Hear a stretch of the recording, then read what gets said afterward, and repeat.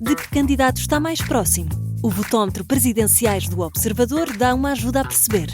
Basta responder a 15 perguntas e, se quiser, afinar as respostas. E o votómetro revela de que candidato está mais próximo e mais distante. O votómetro Presidenciais está disponível em observador.pt e tem o apoio da Toyota. Esta é a história do dia da Rádio Observador. O dia em que a Galp começou a falar com sotaque espanhol.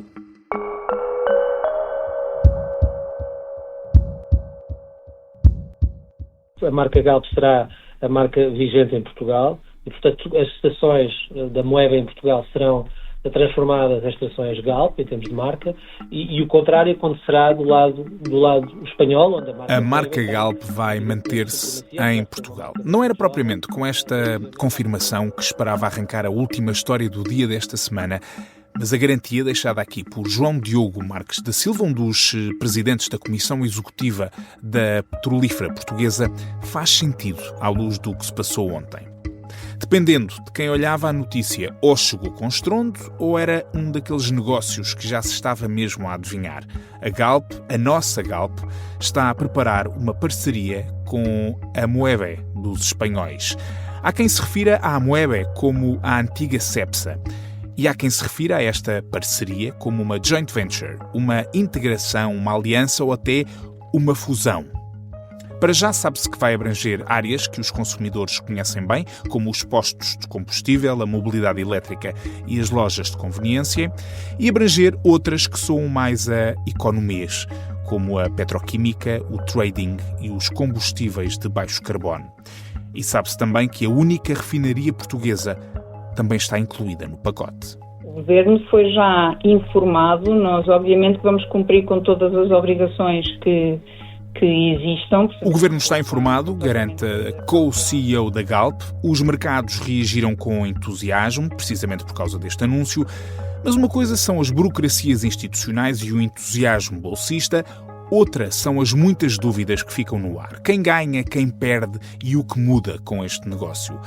É por isso que eu vou conversar hoje com a Ana Suspiro, jornalista de Economia, que é a nossa melhor guia quando precisamos de falar de empresas ou do setor energético. Eu sou o Pedro Benevides e esta é a história do dia de sexta-feira, 9 de janeiro. Ana, bem-vinda. Olá, Pedro. Olá. Bem-vindo também. Muito obrigado. Sim, eu acho sempre isto estranho estar aqui a dizer bem-vindo aos jornalistas do Observador quando eu é que sou o visitante, mas pronto, mas é sempre simpático. Ana, falei aqui há pouco das várias formas com que se caracterizou este negócio. Uns dizem que é uma parceria, outros chegam mesmo a falar de uma fusão. Afinal, o que é que está aqui em cima da mesa? Podemos usar as duas expressões.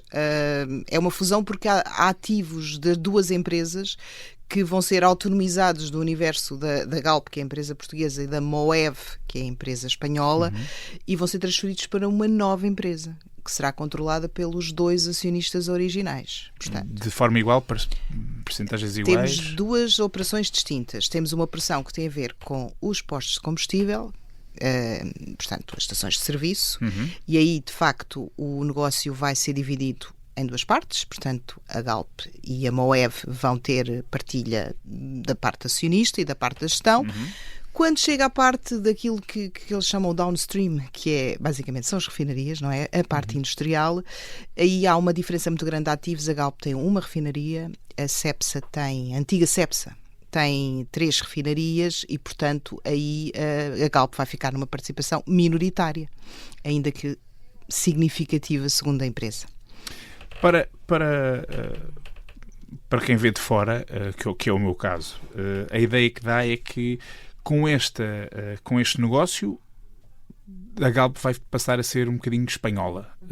Isso é uma interpretação legítima ou achas que é simplista? Uma parte da Galp vai ser mais espanhola, é efetivamente a parte industrial, digamos assim, mas também a Galp ganha a capacidade de intervir, ainda que com uma participação mais pequena, em unidades industriais em Espanha.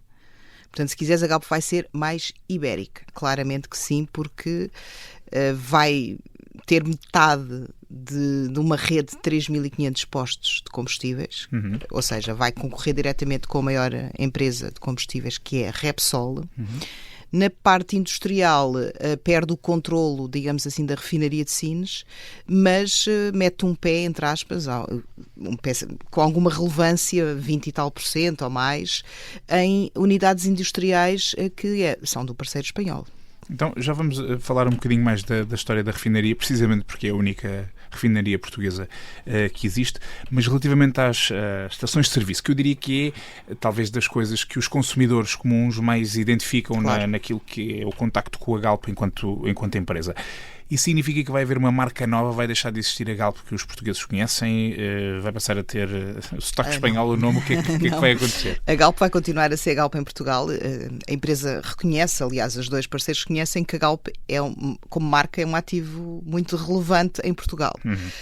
Já em Espanha, onde aparentemente a Galp já está há muitos anos, mas não será um ativo assim tão relevante, vai deixar de ter os postos com a marca Galp, que vão passar a ter a marca Moev. Que também existe cá. O que é que vai acontecer? Que existe cá. Portanto, esses postos vão passar para a marca Galp. Okay. É só para explicar. A Moev é um novo nome da Cepsa, que é uma empresa espanhola, que é a mais conhecida, claramente, que já estava em Portugal há muitos anos. Portanto, é mais ou menos o quinto operador em Portugal. Portanto, a Galp e as redes em Portugal vão aproximar-se dos 1.000 postos de abastecimento, que vão todos passar a ter a marca Galp. Em Espanha será uma rede de 2.000 e tal postos que vão ter a tal marca Moev, porque a Moev é o operador espanhol, não é? E relativamente a essa questão da refinaria de que falavas, se havendo apenas uma em Portugal e estando a Galp numa posição mais fragilizada, digamos assim, nessa parceria no âmbito das refinarias, podemos dizer que aí há uma perda de controle significativa da única refinaria portuguesa? Eu acho que esse risco existe. Ou seja, vai depender da forma depois como o negócio for desenhado, porque a Galp vai negociar um acordo parasocial com o parceiro espanhol relativamente àquilo que é a unidade industrial, vai ter uma participação minoritária, mas isso não quer dizer que não possa vir a ter uma palavra a dizer naquilo que serão decisões estratégicas para a unidade industrial, nomeadamente para a única refinaria portuguesa. Isso não é um ativo em Portugal considerado estratégico? É um ativo estratégico e, por exemplo, ao contrário de outros ativos estratégicos que nós temos, por exemplo, na área da energia, as redes elétricas, as barragens e até, por exemplo, os aeroportos são concessões, ou seja, o Estado é o dono daqueles ativos e concessiona a privados. Certo. Aqui não se trata disso, a refinaria é da Galp, portanto o Estado não é dono da refinaria, nem pode reclamar direitos sobre a refinaria, mas o Estado tem alguns instrumentos legais que lhe permitem, eventualmente, se o Governo quiser, ter algum tipo de intervenção nesta operação, eventualmente até opor-se, embora isso nunca tenha acontecido até agora.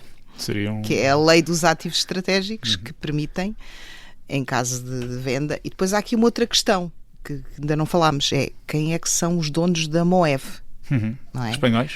Não? Não são espanhóis. Já há muito tempo há muito tempo não, desde 2019 que a Moev foi comprada por dois acionistas internacionais.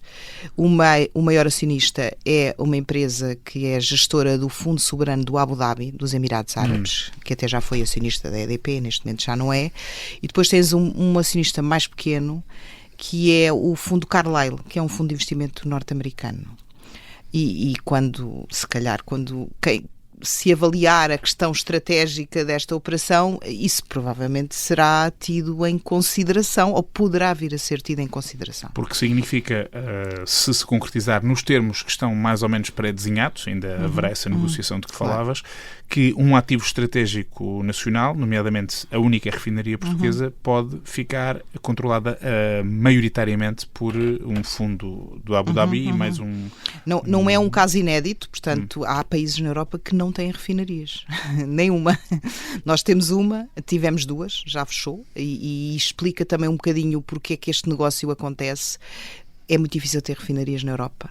Muitas têm fechado porque as exigências ambientais, a descarbonização envolvem muito dinheiro e o mercado é muito difícil e, portanto, também nesta junção de ativos na Península Ibérica também se está a tentar criar aqui escala e conseguir a sustentabilidade para poder fazer as grandes operações de transição energética que as refinarias... Porque isso é uma das coisas que os comunicados que saíram, quer de um lado, quer do outro, falavam sempre da questão da transição energética. A minha dúvida era se parte disso não é, digamos, algodão doce que se mete sempre nesse tipo de comunicados, quando na verdade o interesse é outro. Quer dizer, a transição energética está a ser feita. A refinaria de Sines, até dentro da Península Ibérica, penso que até é razoavelmente pioneira nesses projetos. Estão a ser investidos centenas de milhões de euros. Há parcerias até com outras empresas. Essencialmente, vais ter uma produção de combustível sustentável, que é um combustível que vai ser, por exemplo, utilizado no setor da aviação. E também vais ter o processo de descarbonização da própria refinaria com a produção de gases renováveis para substituir a utilização de gás natural no processo industrial através da produção de hidrogénio verde. Portanto, isso de facto está a avançar. À partida iria avançar mesmo sem esta operação, mas aquilo que os gestores da empresa argumentam é que com esta operação ganham músculo para garantir que essa operação é sustentável. Isto era inevitável, este negócio? Eu diria que não era propriamente inevitável, mas penso, pelo que percebemos, não se falava dele no mercado, sabes? Aqui há um mês ou dois, a Galp anunciou uma parceria para a exploração de petróleo na Namíbia, que era sobre a qual havia imensas notícias, eles já andavam um ano à procura. Sobre isto ninguém falava. Portanto, foi um segredo muito bem guardado. Ouvindo agora as explicações, parece que era mais ou menos uma inevitabilidade, mas não era uma coisa assumida. Eles não iam para as conferências, aliás, para as conference call com analistas, dizer andamos à procura de queremos aqui um noivo, não é, para estes ativos. Portanto, não era uma coisa assumida, mas pelo racional que agora é utilizado na explicação, parece que havia aqui alguma inevitabilidade, embora se calhar não tinha que ser agora, poderia ser daqui a uns anos, não sei. E o facto de ter sido agora, o que é que isto diz sobre as duas empresas, sobre a Galp e sobre a Moeve espanhola? É uma demonstração de poder, criarem aqui um grupo forte a nível ibérico, até europeu? Esta aliança não é contra a natura. Ela já esteve em cima da mesa em Portugal. Nós estivemos no final dos anos, na viragem do século, do milénio. Tivemos uma negociação entre então Petrogal, a antecessora da Galp, com a Cepsa, precisamente para fazer um negócio muito parecido com este. Porquê? Porque a ideia era criar aqui um segundo operador para ter dimensão para concorrer com o gigante, digamos assim, ibérico, que é a Repsol. Certo. Também continua a ser maior do que este. Continua a ser e vai continuar a ser. Enfim, poderá haver alguns indicadores em que se aproxima, mas eu penso que a Repsol continua a ser o maior operador ibérico. E na altura também se juntava à refinação, juntavam-se os postos, mas o negócio não foi para a frente. Porquê? Porque saíram umas notícias a antecipar com a informação de que poderia haver despedimentos e poderia haver... ou seja, houve ali uma espécie de boicote interno, digamos assim, dentro da empresa ao negócio, e depois os gestores que o negociaram foram afastados da empresa. E, portanto, o negócio acabou por cair. E depois, mais tarde, o que aconteceu foi uma parceria com a Eni, lembras-te, certamente, e aí a Galp já era o petróleo e o gás, já tinha também o gás natural. Do ponto de vista do consumidor, porque quem nos está a ouvir se calhar também gostava de saber isso, temos duas empresas que, na verdade, eram concorrentes aqui no mercado em Portugal. Antevê-se aqui alguma consequência para o consumidor a nível de preços, a nível do que seja, ou para já isso ainda é muito cedo para estarmos a falar desse tipo de questões? Eu acho que a existir algum tipo de consequência será ao nível da dimensão da rede, ou seja, poderá haver alguma sobreposição de postos, poderão fechar alguns postos, poderão ser vendidos a outros operadores. Também vai depender da forma como a concorrência olhar para este mercado e para este negócio e se vai ou não impor algum tipo de condições. Do ponto de vista do preço, penso que não, porque apesar de tudo o mercado português é bastante competitivo e tem outros operadores com alguma dimensão nacional. Então, só para terminarmos, porque estes anúncios às vezes dão a ideia de que a coisa está pronto a assinar, este negócio ainda não está exatamente nessa fase, não é? Okay. Estamos em que fase ainda? Estamos na fase em que eles chegaram à conclusão de que têm boas razões para negociar e estabeleceram os termos gerais de referência daquilo que vai ser a operação. Portanto, não há nenhum acordo, eles dizem que não há nenhuma negociação vinculativa, mas existe um termo de referência, vão ser feitas aquelas coisas que se chamam as due diligences, para perceber se o negócio é tão bom como parece no papel, não é? Portanto, fazer as continhas todas. Há também aqui perceber, enfim, parece que o Governo foi informado. Normalmente quando estas operações são grandes e quando vem a público, é de bom tom informar. Até porque, como falávamos, há um ativo estratégico aqui envolvido no negócio. Sim, não será expectável que venham objeções dessa parte, sobretudo com o Governo que temos neste momento em funções, mas há aqui um conjunto de coisas que podem não correr bem, quer dizer, podem chegar à conclusão que o negócio não é tão bom como parece. Ou, por exemplo, quando forem negociar a partilha de poderes na área mais sensível, que é obviamente a área industrial, em que há um que vai ficar mais pequeno que o outro, não é?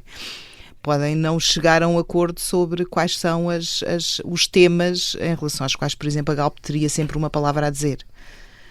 Na área industrial, que é uma área obviamente importantíssima. Mas não fazendo futurologia, que não é essa a nossa indústria, tu achas que o negócio tem pernas para andar? Eu acho que o negócio faz sentido. Do ponto de vista das empresas, o negócio faz sentido. Já foi, como te disse, discutido no passado. Portanto, por alguma razão foi? Por alguma razão foi. Portanto, basicamente o líder português junta-se ao segundo maior empresa espanhola para ganhar alguma dimensão, para concorrer em termos ibéricos, para concorrer com o maior operador ibérico. Na Europa há concentrações nesta área da energia, portanto não é nada de extraordinário. A maioria das empresas de energia portuguesas, os acionistas já não são portugueses, ainda que a gestão ainda esteja em mãos portuguesas. A gestão ainda é portuguesa, mas os acionistas não são portugueses. A Galp era mais ou menos uma exceção, não é? E a Galp também está muito interessada em explorar e produzir petróleo, porque é daí que lhe vem o grande valor que a empresa tem em bolsa e para os acionistas. Porque este negócio corresponde a cerca de 30%. Exatamente, são os ativos que estão na Península Ibérica, não é? Sobretudo em Portugal. 70% do valor da Galp está fora, é a produção, é sobretudo a exploração e produção de petróleo e gás natural. Muito bem. Ana, se calhar vamos voltar a falar sobre isto daqui a uns tempos. Vamos ver como é que anda o negócio. Obrigado. Obrigada eu. Ana Suspiro é jornalista do Observador e acompanha de muito perto o setor da energia e vai continuar de olhos postos neste negócio da petrolífera portuguesa. Por falar em petróleo, a situação da Venezuela é ainda incerta e também passou a estar na agenda do Conselho de Estado, convocado por Marcelo Rebelo de Sousa, originalmente para falar da Ucrânia. Um Conselho de Estado que acontece hoje, exatamente a 2 meses do fim do mandato de Marcelo Rebelo de Sousa. Aliás, está a chegar ao fim a primeira semana de campanha para escolher o próximo presidente, com 5 candidatos empatados nas sondagens. Hoje estarão todos na estrada, com a curiosidade de saber que Coutinho de Figueiredo e Gouveia e Melo vão estar praticamente à mesma hora no mesmo sítio, a Feira de São Gonçalinho, onde o ponto alto é o lançamento de cavacas, aqueles doces típicos, do cimo da capela.